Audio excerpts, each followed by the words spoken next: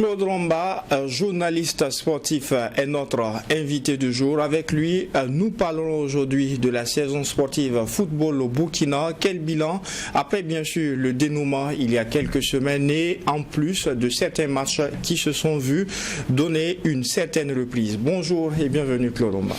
Bonjour, en tout cas ravi d'être là. Le petit-déj. Et c'est un plaisir. Déjeuner assez copieux. Un plaisir de le prendre avec vous. Justement, je le disais, la saison sportive football a connu son dénouement après plusieurs mois de suspense, plusieurs mois aussi où il y avait beaucoup d'attentes. De façon générale, quelle est l'appréciation que vous faites de cette saison sportive en football? On est satisfait. Je pense qu'on peut se réjouir que cette saison se soit terminée avec, je dirais, avec la finale de la Coupe du Faso. Et on a vu tout ce que cela a donné comme spectacle. On est très content. Voilà, parce qu'on sort quand même, n'oubliez pas qu'on sort d'une crise qui a secoué le football burkinabé. Il n'y a pas eu d'interruption de match, ça il faut le dire. Donc voilà, moi je pense qu'il faut être satisfait déjà de cette saison qui se termine et que tous les matchs aient eu lieu et pu se tenir. Et voilà, et déjà ça c'est déjà pas mal.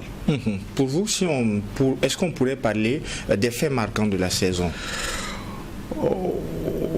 Oui, comme toute saison, il y a des faits marquants quand même, il faut le dire, parce que bon, il y a eu, comment dirais-je, je dirais cette 28e journée qui reste marquée pour moi, parce que c'est une journée assez importante. C'était une journée assez importante où on a enregistré 27 buts, plus de 3 buts par match. Il y a très longtemps qu'on n'avait pas vu ça. On peut s'en réjouir si on l'observe comme ça, mais quand on va un peu plus en profondeur, on peut s'inquiéter. Voilà, on peut s'inquiéter un peu parce que bon, il y a eu beaucoup de suspicions de corruption, il y a eu beaucoup de suspicions de matchs arrangés, beaucoup de suspicions derrière. Donc ça fait que voilà, moi je peux prendre ça comme un fait marquant parce que c'était une journée assez importante, voire décisive aussi pour certaines équipes. Et quand on arrive à ce moment-là, je pense qu'il faut prendre toutes les précautions pour éviter en tout cas qu'il y ait donc ces suspicions autour donc de ce genre de match, parce que ça peut définir la saison d'une équipe, et donc on doit y mettre du sérieux, et que ceux qui doivent gagner le gagnent de façon je dirais responsables, et ceux qui doivent perdre aussi perdent de façon digne. Et je pense que c'est comme ça que moi je vois le football, c'est comme ça que je vois le sport. Mais à partir du moment où on doit s'arranger que bon, certaines équipes doivent pouvoir rester en première division, ou en tout cas d'autres équipes doivent forcément descendre, ou voilà, ou ça pour moi ça reste quelque chose d'assez fort. Et je pense qu'il faut véritablement s'en inquiéter. Voilà, c'est pas la première fois, mais cette année ça a été assez criard, et je pense que la fédération doit jeter un regard là-dessus. Ensuite, un autre fait marquant pour moi, c'est peut-être que les gens ne seront pas d'accord avec moi, mais je vois la maîtrise des arbitres qui sont assez décriés, mais qui ont tenu véritablement leur rang, moi je peux le dire ainsi. Pour vous, le professionnalisme a été professionnel, ça il faut le dire. C'est vrai qu'il y a tout ne peut pas être parfait, mais moi je reste convaincu que l'arbitrage burkinabé gagne en notoriété. C'est vrai qu'avec l'enjeu, chacun veut la victoire, mais quand on regarde de plus près, quand on regarde de façon scientifique le comportement de nos arbitres, je pense qu'on peut être fier. Quand on regarde la première marche du podium à l'issue de la saison, est-ce que vous avez été surpris par une équipe comme Raïmo? Oui, je pense que même Raïmo lui-même a été surpris. Je pense que dans ses plans, ce n'était pas forcément cette saison que l'équipe devait être au firmament. Voilà. Mais quand vous avez ça, on vous offre ça sur un plateau, il faut en profiter. Donc je pense que oui, Raïmo a surpris, mais quand on regarde aussi dans le comportement d'ensemble, ce n'est pas forcément une surprise. y a des équipes qui ont déçu, comme l'AS Douanes, ça il faut le dire, qu'on attendait beaucoup. L'AS Douanes qui était exploitée en campagne africaine et qui avait donné tous les éléments, rassuré tout le monde qu'elle était là cette année pour pouvoir véritablement jouer les grands rôles, non seulement en campagne africaine, mais également aussi étant tenant du titre sur le plan national. On a vu déchanter par rapport à cette équipe de l'AS Douanes qui a véritablement déçu. Il y a l'équipe de l'AS Sonabel qui, je dirais, on avait eu cette impression qu'ils avaient les clés en main. Qu'ils pouvaient tenir. Mais finalement, ils ont craqué.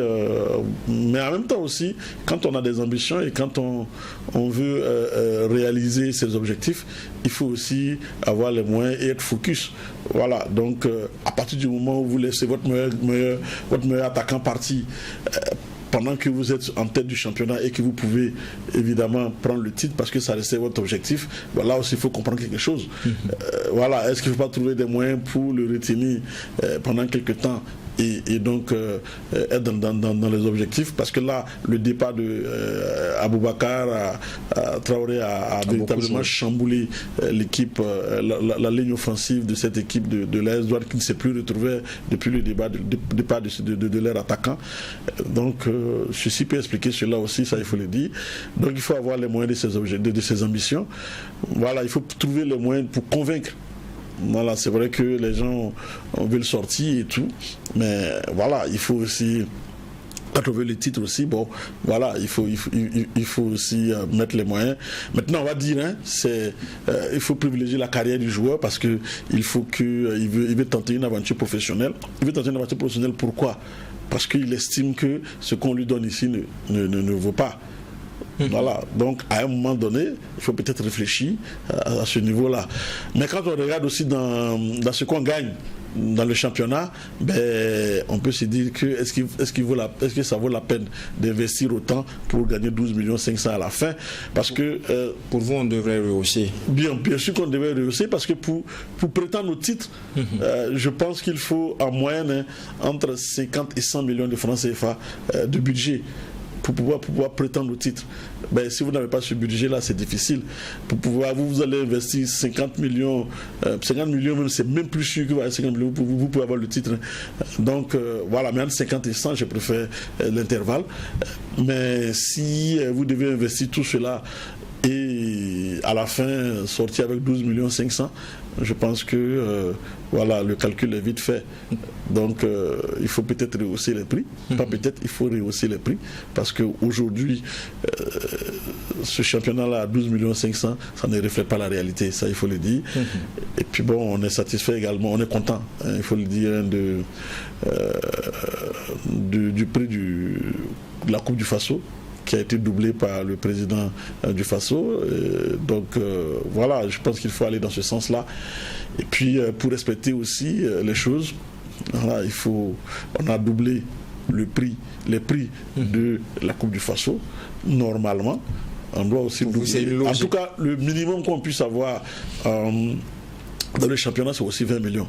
Parce que le baromètre, c'est le championnat. Le baromètre du football, c'est le championnat. Voilà, la Coupe du Faso ne peut pas être au même niveau que le championnat.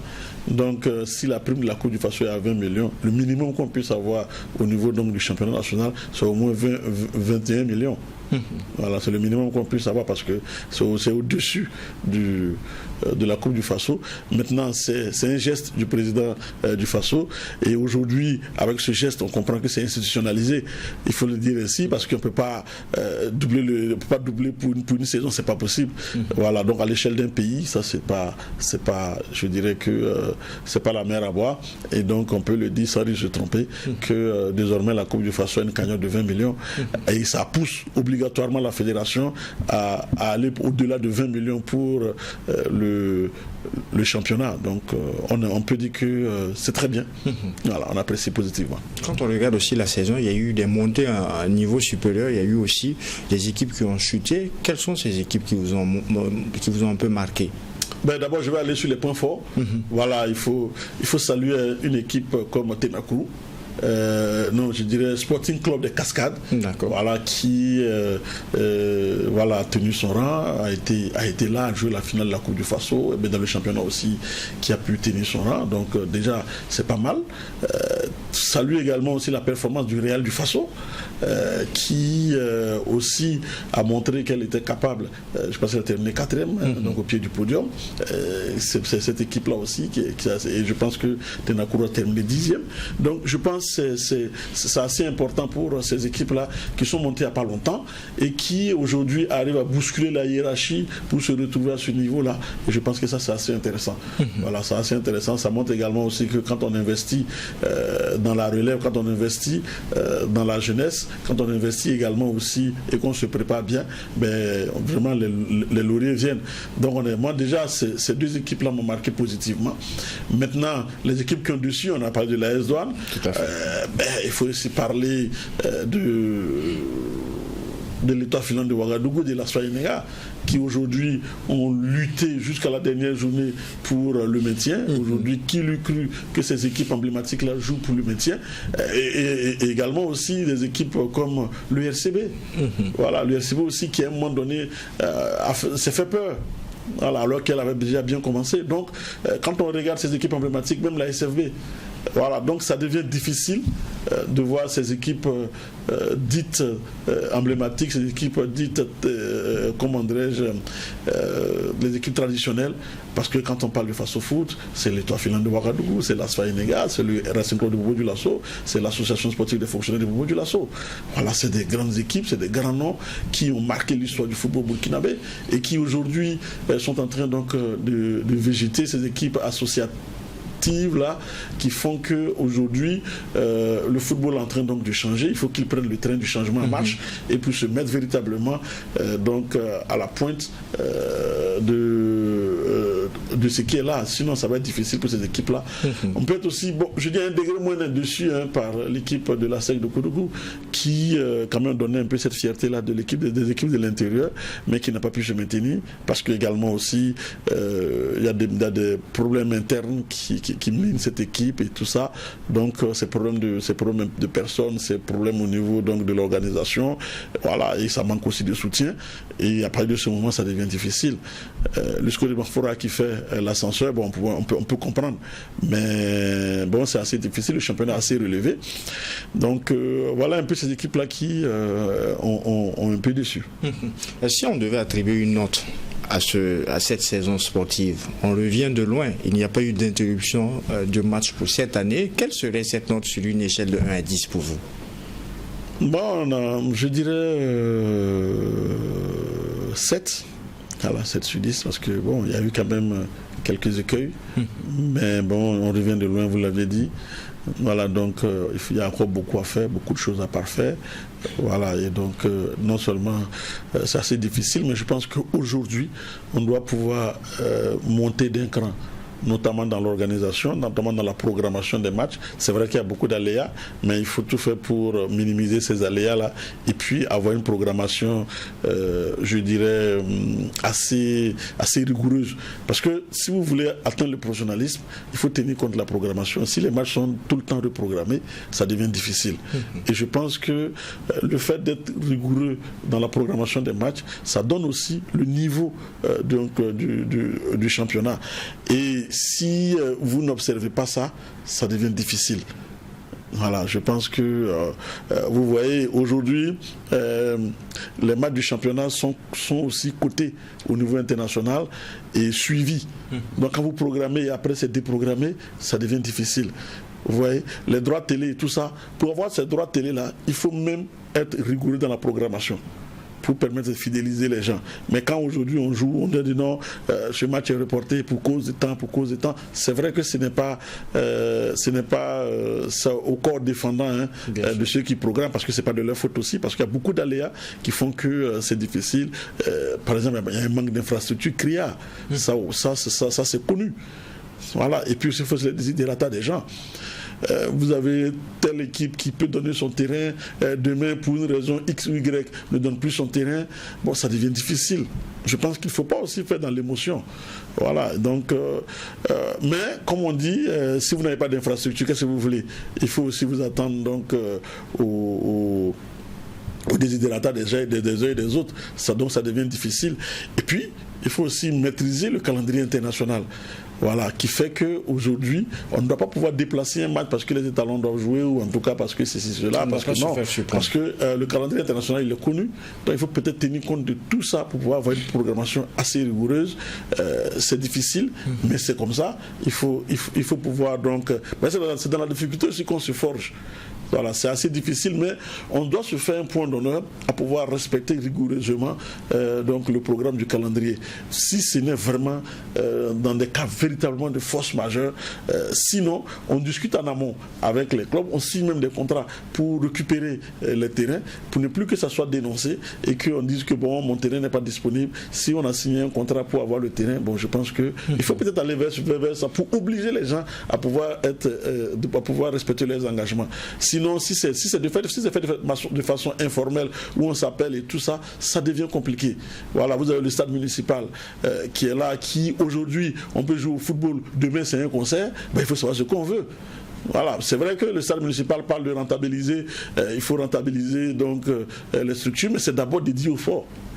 Il faut aussi savoir ça, c'est d'abord dédié au sport. Et je pense que la priorité doit être donc au sport, surtout le championnat national, qui reste le baromètre. Et après, peut-être qu'on peut déjà discuter sur le championnat national, doit être prioritaire. Après, on nous dit, bon, il y a telle ou telle chose, il faut faire ça, il y a peut-être tel guide religieux qui doit venir, peut-être qu'il y a tel conseil qui doit être là, il y a telle manifestation politique qui doit être là. Bon, il faut savoir ce qu'on veut, parce que si c'est pour faire les manifestations politiques, il y a des salles qui sont là. Et voilà, on peut se débrouiller là où on peut, mais il faut véritablement libérer le stade pour la pratique du sport et la pratique du football, parce que in fine, c'est pour ça que ça a été construit. Donc si on doit véritablement décaler les matchs du championnat pour des concerts ou en tout cas des autres types d'animation, ça devient compliqué. Je pense qu'il faut peut-être tenir compte de cela aussi. Dieu merci, peut-être que la saison prochaine on pourra donc jouer sur le joueur du stade du 4 août. Voilà, j'entends les gens dire que non, est-ce qu'on va jouer le championnat là-bas, mais c'est fait pour ça. Voilà, je pense que c'est fait pour le sport. Tant qu'on ne joue pas là-dessus, on ne peut pas aussi juger de la qualité des infrastructures. La qualité ne vaut que par ce qu'on peut utiliser. Sinon, si vous avez une infrastructure qui est là, qu'on ne peut pas l'utiliser, ben, ça ne sert à rien. Ça aussi, il faut le dire. Mais il faut aussi l'utiliser de façon rationnelle, de façon scientifique, pour ne pas aussi avoir de surexploitation et puis l'abîmer de sitôt. Voilà, je pense qu'aujourd'hui les calculs sont faits. On sait que si on joue un match, je n'ai pas la qualité. C'est vrai que on parle de la qualité de la pelouse avec je n'ai pas toutes les caractéristiques, mais normalement si on joue, après normalement on ne doit pas peut-être enchaîner 2 ou 3 matchs d'affilée comme ça. Il faut laisser le terrain se régénérer. Il faut pouvoir donc avoir des jardiniers qui soient donc à la pointe pour pouvoir véritablement permettre donc de pouvoir mettre le gazon tout moment à niveau et permettre de jouer les matchs. Donc pour moi peut-être que ça va amenuiser un peu ou ça va diminuer donc je dirais donc la question des écueils, notamment au niveau des reprogrammations et tout, parce que c'est vraiment difficile. On ne peut pas jouer sans infrastructure, ça c'est vraiment difficile. Et justement sur la question, l'autorité compétente est ici interpellée. Tout à fait. Et moi je suis un peu d'autant plus bon, je ne sais pas si c'est une déception et amertume aussi, il faut le dire, parce que le stade Sangoulé, non pas le stade Sangoulé, le stade Wobi qui devait avoir son éclairage ne l'a pas depuis des années. C'est vrai que ça a été lancé il y a longtemps. Bon, les fédérations se succèdent, mais la situation reste en l'état. Et je pense que c'est assez difficile. Normalement, on doit s'attaquer donc à cela au plus vite parce que de l'argent a été décaissé, des gens ont été commis. Mais s'ils sont défaillants, qu'ils le disent. Silence radio. Voilà, c'est silence radio. On parle un peu dans les couloirs. Oui, mais non. Je pense qu'à un moment donné, il faut s'arrêter. Et puis bon, il faut trancher dans le vif. Et puis bon, si la personne n'est pas capable de pouvoir donc gérer, bon, on sait que la personne n'est pas capable parce que jusqu'à présent rien n'est fait. Donc il faut purement et simplement rompre le contrat, tirer les conséquences et puis trouver un autre acquéreur. On a la chance que le stade du 4 août est en pleine rénovation et que sûrement ça va. Là aussi, il a fallu siffler la fin de la récréation. Il a fallu donc siffler la fin de la récréation et que notamment, je pense que c'est fin juin qu'on doit pouvoir avoir le stade du 4 août. Donc voilà, les experts sont là. Il faut peut-être profiter aujourd'hui pour mettre l'éclairage du stade Woubi à niveau, l'éclairage du stade du 4 août également aussi donc à niveau, pour permettre de jouer en nocturne parce qu'il fait très chaud. Il fait véritablement chaud et c'est pas propice à la pratique du football. Quand vous voyez des joueurs évoluer à 15h30 sur le stade Youssoufou Joseph Konombo, le gazon synthétique, c'est comme si c'était du feu. Voilà, parce que c'est du plastique, ça brûle et ça devient difficile pour les joueurs. Je pense que si vous faites un tour, même passer à côté à ces heures-là, déjà avec ce qui se dégage, ça devient difficile pour les athlètes. Et on veut la pratique du bon football. Comment? Si on ne permet pas évidemment de jouer dans des conditions optimum. Voilà. Et on va parler donc de la question de l'électricité. Il faut aussi, les deux vont de pair. Il faut aussi pouvoir avoir cette indépendance énergétique-là par rapport donc à ces stades-là. C'est-à-dire qu'il faut prévoir des groupes. C'est vrai que ça coûte un peu cher, voilà, parce qu'il va falloir mettre à tout moment donc le carburant et tout. Mais voilà, si on veut que notre football aussi atteigne un certain niveau, il faut accepter d'investir là-dedans. Sinon, ça devient difficile. Voilà, avoir le stade Youssoufou Joseph Konombo jouer à 15h30 alors qu'on sait que le match ne sera pas bon. Mais ça devient difficile. Comment vous allez attirer des gens? Comment vous allez attirer des spectateurs sur le spectacle qui n'est pas bon?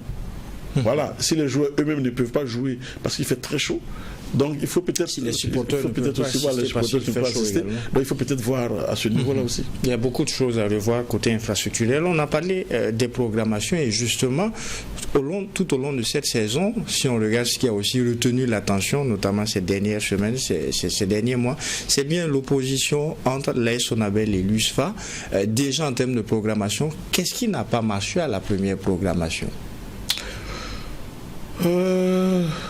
Bon, je pense que ça a été bien programmé, ça il faut le dire, ça a été bien programmé, les dates étaient connues à l'avance, le stade était connu, après les équipes se sont présentées, il y a eu cette polémique autour donc, des maillots. Justement. Voilà, ce qui a fait que, bon, le match a été dans un premier temps reporté. Et ça n'a pas eu lieu parce que les tractations n'ont pas abouti, les équipes n'ont pas voulu, sont restées campées sur les positions. Finalement, la Ligue de football a tranché en faveur donc de l'AS Sonabel par rapport au texte, selon la Ligue de football professionnel. L'USFA n'était pas d'accord, qui a fait appel. Non, normalement, c'est son droit, a fait appel. Donc la commission de recours a décidé de débouter, n'a pas débouté, mais la commission a dit non, il faut reprogrammer le match. Et le match était reprogrammé pour dimanche passé. La Sonabel qui avait terminé sa saison, qui avait clos sa saison et qui se retrouve dans une situation, selon son communiqué, justement, dans une situation assez difficile et qu'il y avait beaucoup de joueurs qui sont en fin de contrat et donc dont le contrat prenait fin en fin mai et donc c'était difficile d'avoir donc de la ressource humaine pour jouer ce match et donc finalement ne s'est pas présenté et c'est l'USFA qui a gagné ce match par forfait. Voilà. Mais justement, comment analysez-vous ces raisons qui ont été données à l'AS Sonabel lorsqu'on parle de fin de contrat de certains joueurs? Est-ce que véritablement, lorsqu'on approche de la fin de saison, c'est comme ça que ça se passe dans les clubs généralement, de manière à ce que, avec la reprogrammation, ils n'avaient pas l'effectif nécessaire si l'on s'en tient au communiqué? Oui, mais comme j'ai dit, ce qui vaut pour l'AS Sonabel vaut aussi pour l'USFA. C'est là où on veut comprendre justement. Voilà, ça vaut aussi pour l'USFA. Je pense que en même temps, ça doit interpeller les consciences. Voilà, on ne peut pas permettre de laisser des joueurs dans une situation de précarité comme ça, où par exemple on signe pour une saison, Voilà, ça met les joueurs mal à l'aise, ça met de la pression sur les joueurs. Ça veut dire après mai, les joueurs sont livrés à eux-mêmes, ils n'ont pas de contrat, ils n'ont pas de. C'est assez difficile. Donc voilà un peu l'une des réalités de notre football et que l'AS Sonabel, qui n'a plus de ressources, dit qu'elle ne peut pas jouer cette finale-là. Bon, moi j'allais bien me poser la question. C'est vrai que ça finit en fait, mais si l'AS Sonabel était qualifié pour la finale de la Coupe du Faso, parce que la finale de la Coupe du Faso a été reprogrammée. Ça a été reprogrammé après donc le 31 mai. Voilà, c'est-à-dire que ce qui vaut pour l'AS Sonabel vaut aussi pour Raimo, vaut aussi pour l'équipe du Sporting Club de Cascades. Voilà, ça aussi c'est une réalité qu'il faut dire. Maintenant, comment interpréter tout ça? Voilà, c'est une question de texte, hein, ça il faut le dire. Parce que les dispositions donc montrent... Tout ce à quoi on a assisté, c'est conforme au texte que nous avons au niveau de notre fédération. Ben, si ça a été dit par une commission juridictionnelle, c'est que c'est conforme au texte. C'est ce que je peux dire. Maintenant, dans l'analyse, moi, ce qui me choque, que des dirigeants du football ou les acteurs du football en arrivent là, je trouve que c'est dommage. Parce que je me dis, on joue le foot où c'est pour ces genres de rencontres-là. C'est comme une finale. Quand vous jouez, c'est pour être en finale. C'est pour jouer ces matchs à un jeu. C'est pour jouer ces matchs qui permettent évidemment de montrer sa suprématie ou de montrer en tout cas qu'on a tout donné et on n'a pas pu parce qu'on a tout donné et que l'autre a été supérieur. Ou en tout cas, on a tout donné pour pouvoir gagner et on mérite notre place. Je pense qu'on se bat pour ça. Quand vous voyez l'AS Sonabel qui a investi toute la semaine pour se préparer pour ce match, tout comme l'USFA qui a investi toute la semaine pour se préparer pour ce match, et à l'arrivée, c'est pour des questions de maillot qu'on refuse de jouer. Mais non, je trouve que ça n'honore personne. Comment des acteurs du football qui se sont engagés, qui payent leur engagement et qui s'entraînent toute la saison, c'est pour ces genres de matchs-là. Mais quand vous refusez de jouer, et quand on pose la question, c'est pour dire oui, pour dire oui, telle personne n'a pas de telle disposition. Mais non. Même quand on regarde au niveau des textes. Après, c'est une question d'interprétation. On a parlé donc des maillots, on a défini les maillots. Maillot domicile, maillot extérieur, troisième couleur. Les textes disent quoi? L'équipe qui ne porte pas son maillot indiqué doit prendre une sanction pécuniaire de 25 000 francs, je pense. Voilà. Mais à quel moment l'équipe prend cette sanction?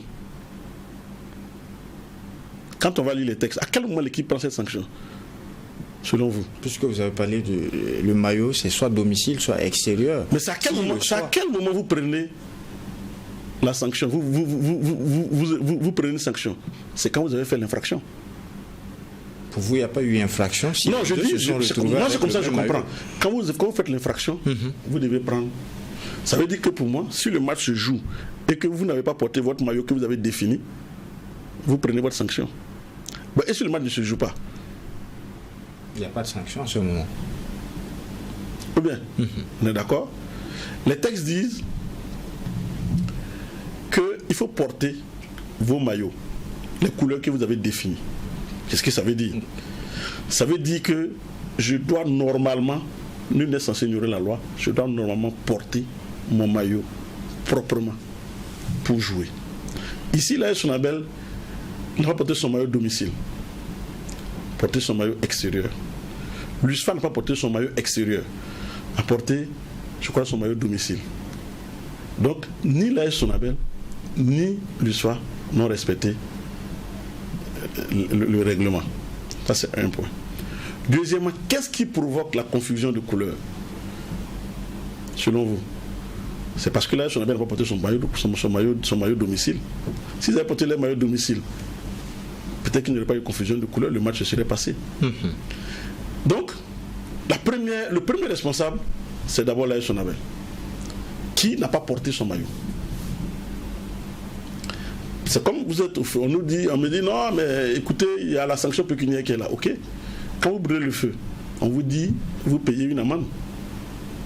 N'est-ce pas? Si vous brûlez le feu, que vous commettez un accident, Est-ce que vous allez payer l'amende et puis on en reste là? Non. C'est vous qui avez créé l'accident. C'est votre comportement qui a créé l'accident parce que c'est vous qui avez brûlé le feu. Même si vous dites que je vais payer pour l'infraction que j'ai eu à commettre. Donc ça devient compliqué. Voilà, je pense que là ça commence à devenir compliqué. Mais au-delà de tout, c'est l'esprit qui m'énerve. Comment des acteurs du football vont refuser de jouer parce que pour une question de moyens? Que ce soit l'AS Sonabel. Si l'AS Sonabel était venue vraiment pour jouer, elle allait porter son maillot domicile. Si l'USFA était vraiment venu pour jouer, l'USFA allait porter son maillot extérieur. Ça veut dire que les équipes là n'étaient pas venues pour jouer. Chacun veut gagner, mais personne ne veut jouer. Chacun veut profiter des textes pour pouvoir gagner.